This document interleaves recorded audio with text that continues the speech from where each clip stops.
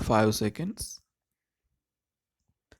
Mr. Speaker, sir, at the outset, I thank the honorable members for the constructive suggestions they have made in the course of the debate. I shall now reply to some of the points raised by them. First of all, with reference to the small surplus on the revenue side, the leader of the opposition said that I had done this by decreasing the expenditure.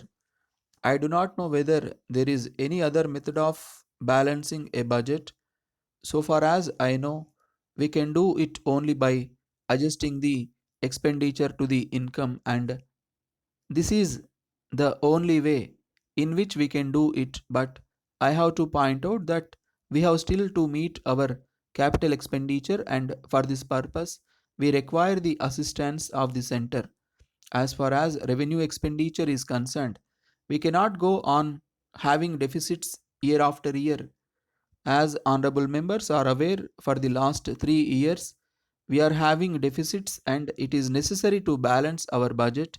That is why I have tried to balance at least the revenue budget. In this connection, I am glad to say that the Finance Commission has gone into the question of the revenue expenditure on account of the developmental expenditure of the states. So, it has made some revenue resources available to the states. There was money which was available to the center. Now it has been allocated by the Finance Commission. To that extent, I will be to cut the assistance which we have to give under the plan. If this is done, we will gain to some extent by the recommendations of the Finance Commission. Then I come to the taxation measures which I have proposed in my budget speech. The first is with reference to court fees. It is really unfortunate that even those who are not members of the House say that the court fee should not have been increased. As far as this criticism is concerned, I am sorry that a wrong view has been taken of the proposal. I am sure the members who are lawyers will realize the anomalies which exist in the present Court Fees Act. We want to remove these anomalies, and in that way we will also be able to get some money. It is not as if we want to make the poor people suffer on account of this. Then with regard to the tobacco tax, it has been said that we are taxing the luxury of the poor man and that it should not be taxed.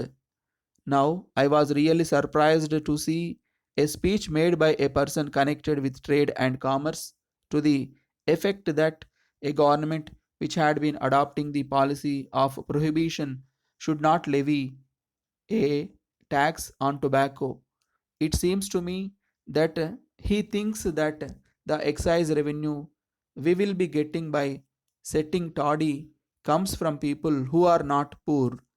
I am not able to appreciate the stand taken by him. Apart from that, it is not as if we are going to tax BDs and raw tobacco. We do not want to do it. As a matter of fact, a costly staff is required for the purpose of controlling small petty shops. We want to tax only cigarettes and cigars which are produced by the rich.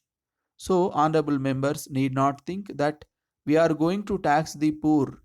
As a matter of fact, we had taken note of this long before the point was made on the floor of this house, and we are examining the question of taxing cigarettes.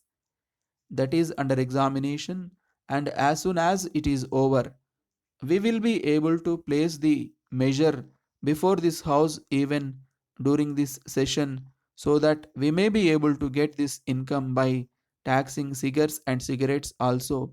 So, in this respect, I am sure honorable members will be happy.